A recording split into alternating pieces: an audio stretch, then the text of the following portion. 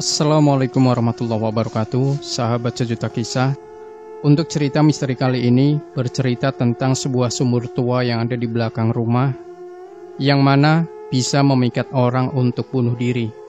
Nah, bagaimanakah kisah selengkapnya? Langsung saja kita simak sebuah kisah nyata misteri yang berjudul Misteri Sumur Tua di Belakang Rumah. Sumur itu seperti mempunyai magnet, menarik orang untuk mendekat dan bunuh diri dengan menceburkan diri. Misteri yang tak terpecahkan hingga kini. Dua rumah itu menempel satu sama lain sebagai sumber air. Keduanya berbagi satu sumur. Airnya bagus, tidak pernah habis atau menjadi dangkal, bahkan di musim kemarau yang keras. Masalahnya, sumur itu seperti mempunyai magnet, menarik orang yang sedang tidak lurus untuk terjun ke dalamnya bunuh diri. Sebenarnya dahulu rumah tua itu adalah satu bangunan, namun oleh pemiliknya yang tidak lagi mukim di Jogja, dibagi menjadi dua untuk dikontrakan. Rumah sisi kiri ditempati oleh sebuah keluarga yang tertutup dan konon mengidap gangguan jiwa. Sementara itu sisi kanan digunakan sebagai tempat jasa. Saya tidak boleh menyebutkan jenis usahanya, karena akan dapat dengan mudah diidentifikasi oleh Anda yang akrab dengan daerah di sekitar sebuah stadion. Mundur jauh ke belakang, sebelum rumah itu dibagi menjadi dua, ada sebuah keluarga yang menghuninya. Bukan, keluarga ini bukan pemilik sah. Saya dan keluarga tidak begitu tahu asal-usul keluarga tersebut. Satu hal yang pasti, keluarga itu sudah mukim di sana sejak zaman buyut masih ada. Keluarga tersebut dari satu keluarga inti, berjumlah 5 orang, orang tua dan 3 anak. Selain itu ada sepupu mereka yang ikut mukim di sana. Mereka mempunyai kebiasaan untuk duduk meriung di sekitar sumur itu, untuk mengobrol sampai melakukan kegiatan sehari-hari, seperti memasak dan mencuci. Tetangga bisa melihat aktivitas mereka, karena tembok belakang rumah pendek saja, tidak seperti sekarang yang sudah ditinggikan. Kasus percobaan bunuh diri yang pertama terjadi tidak lama setelah si sepupu mulai ikut tinggal di sana. Sebuah kejadian yang menggegerkan satu kampung. Si sepupu ini bernama Keli, tentu saja bukan nama sebenarnya. Usianya baru awal 30 tahun, kalau saya tidak salah mengingat. Sebagai pendatang, Keli sangat mudah akrab dengan pemuda setempat. Dia selalu punya tabungan tema untuk membuka obrolan dengan orang yang baru ditemui. Dia cukup kuat minum alkohol, sifat yang membuatnya langsung disukai para pemuda. Namun kalau sudah mulai mabuk, Keli suka meracau. Para pemuda zaman itu menganggapnya sebagai hal yang wajar. Orang mabuk memang suka menunjukkan perilaku yang terbilang ajaib. Anehnya, racauan Keli yaitu itu saja. Soal penunggu sumur seorang perempuan yang masih remaja dengan senyum menggoda. Si penunggu ini, kata Keli, sering bilang kalau air di dalam sumur itu ajaib dan bisa menyembuhkan banyak penyakit dan kesusahan hidup. Iya, tidak ada yang menyangka kalau racauan itu sebetulnya penanda ketakutan Keli. Lantaran dibalut dengan kondisi mabuk, tidak ada yang menganggapnya serius. Apalagi sebelumnya tidak pernah ada cerita seram dari rumah dan sumur tua di belakangnya. Semuanya baik-baik saja sampai Keli melompat ke dalam sumur itu untuk bunuh diri.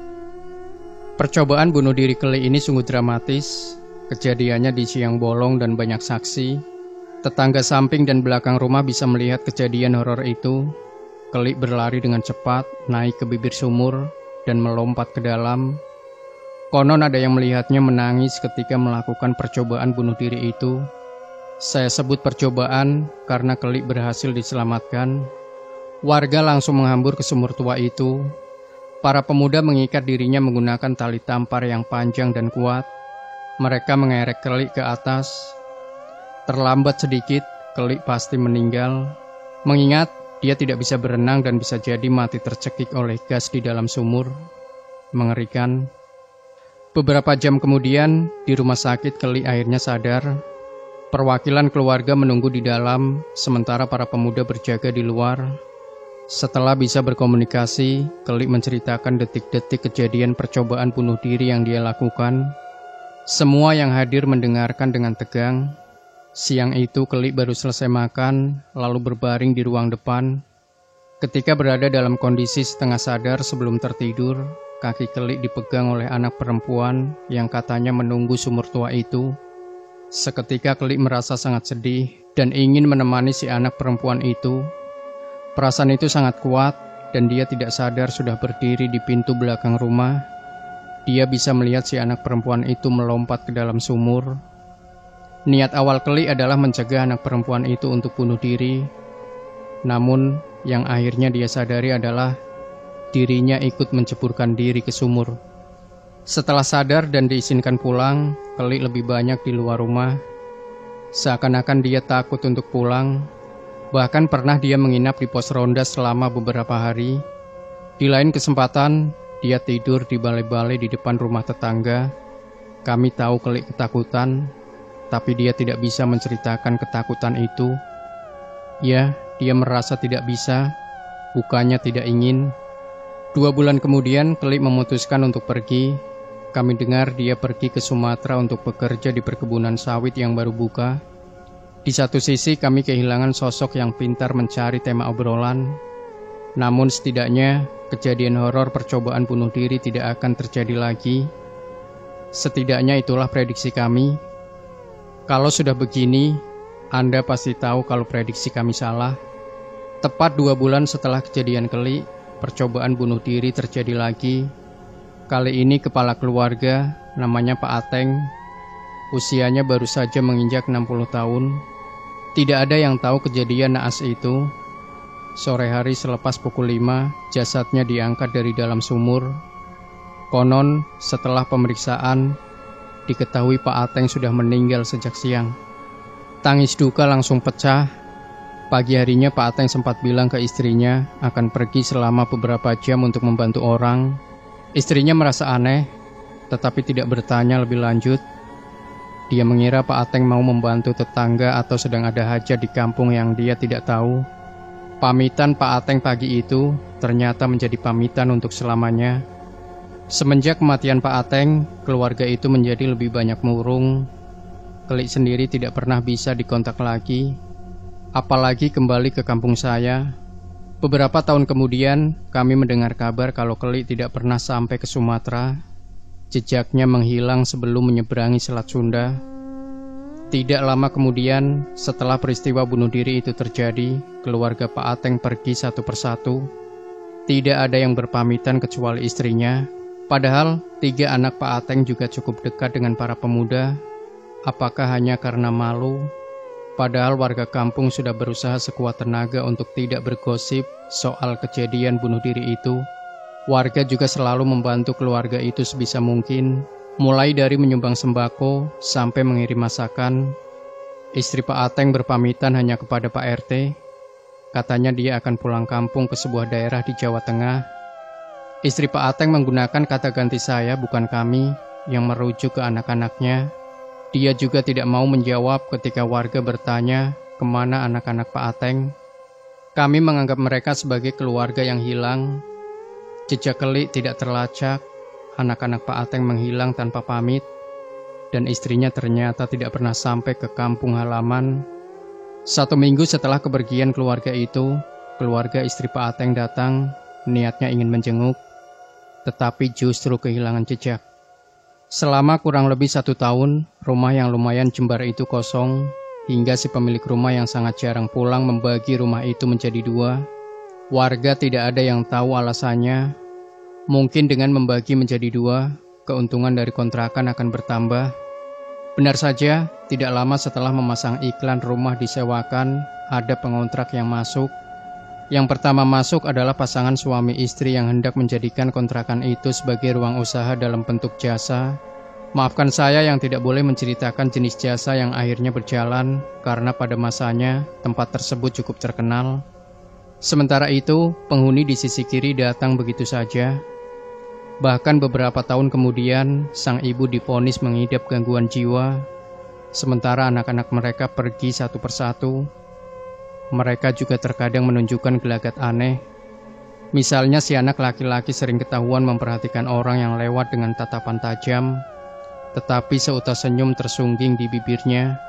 Usianya masih masuk remaja kala itu.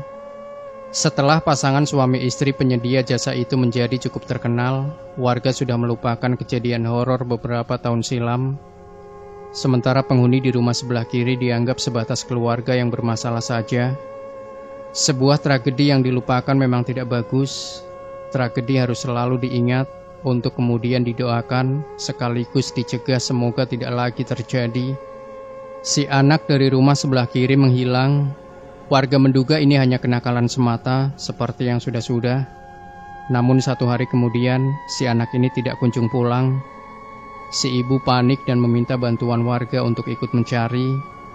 Begitu kepanikan itu menular, banyak yang lantas curiga dengan sumur tua yang sebetulnya sudah ditutup menggunakan gipsum tipis.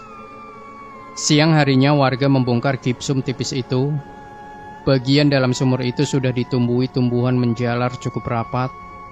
Warga harus sedikit turun dan mengarahkan senter dengan daya kuat untuk melihat dasar sumur. Dan di dasar itu, warga menemukan si anak mengambang dengan bagian tubuh depan menghadap ke bawah. Si ibu hanya bisa terdiam cukup lama. Setelah itu dia menangis histeris, meracau seperti keli, menyalahkan seseorang yang tidak seharusnya tinggal di dalam rumah itu. Anaknya bunuh diri, si ibu syok. Anak-anak mereka yang lain hanya bisa terdiam menyaksikan jasad kakak mereka terbujur. Sementara si ibu masih histeris. Warga hanya bisa menunggu si ibu tenang, yang ternyata memakan waktu lama. Racauan si ibu sebenarnya bisa dipahami oleh para warga.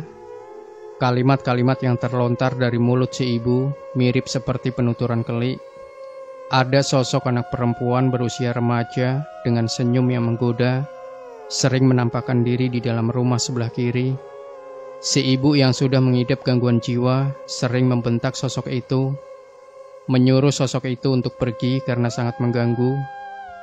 Penuturan dari si ibu ini mendorong para warga untuk bertanya ke beberapa buyut kampung yang masih hidup. Namun tidak ada kejelasan yang didapat oleh warga. Para buyut malah menegaskan bahwa mereka tidak ingin dilibatkan dalam masalah ini. Mereka tidak ingin ditanyai perihal keberadaan dan kebenaran terkait si anak perempuan. Para buyut malah memaksa para warga untuk menanyakan langsung ke pemilik rumah. Sebuah petunjuk yang agak sulit dilakukan, mengingat si pemilik tinggal di kota yang berbeda dan sangat berjarak dengan propertinya sendiri. Sementara itu pasangan suami dan istri di rumah sebelah kanan hanya bisa terdiam mengetahui sumur tempat berbagi air itu ternyata menyimpan cerita bunuh diri yang seperti bersambung saja. Seperti yang sudah-sudah, kasus bunuh diri si anak terlupakan. Yang tinggal di rumah kanan masih melanjutkan usahanya selama beberapa waktu. Namun lantaran jasanya semakin sepi, pasangan suami istri itu akhirnya pindah. Mereka tidak jauh pindah, hanya beda kampung saja. Mereka takut menjadi korban bunuh diri selanjutnya. Katanya mereka semakin tidak betah lantaran beberapa kali mendengar ada orang menimba air di sumur yang sudah ditutup kembali dengan gipsum tipis. Hingga cerita ini tayang, peristiwa bunuh diri dan keberadaan anak perempuan itu tidak terpecahkan. Para buyut kampung sudah tiada. Rumah yang bersebelahan itu tidak lagi difungsikan. Keduanya dibiarkan mangkrak hingga beberapa bagian rubuh dimakan cuaca. Beberapa kali pengurus kampung mencoba mengontak si pemilik rumah, namun pesan WhatsApp tidak dibalas, telepon tidak pernah diangkat. Warga inisiatif memasang seng besar untuk menutup bagian depan rumah itu. Halaman depan yang cukup luas dipakai parkir mobil oleh warga. Hingga suatu ketika teman saya parkir mobil di sana. Waktu itu siang hari yang panas. Ketika melihat ke arah rumah di antara celah-celah seng, dia bisa melihat sumur tua itu. Di sana seakan-akan dia bisa melihat sosok manusia. Dia tidak yakin apakah itu laki-laki atau perempuan. Yang pasti muncul urgensi untuk membantu. Seakan-akan dia ditarik untuk mendekat. Dorongan yang aneh itu untungnya bisa ditangkis oleh teman saya. Dan sejak saat itu, dia memutuskan untuk tidak lagi parkir di dekat sumur tua penuh misteri itu. Demikian sahabat sejuta kisah. Jangan lupa berikan komentar Anda, like, share video ini, subscribe channel Sejuta Kisah. dan kembali nantikan cerita-cerita misteri terbaru dari kami. Wassalamualaikum warahmatullahi wabarakatuh.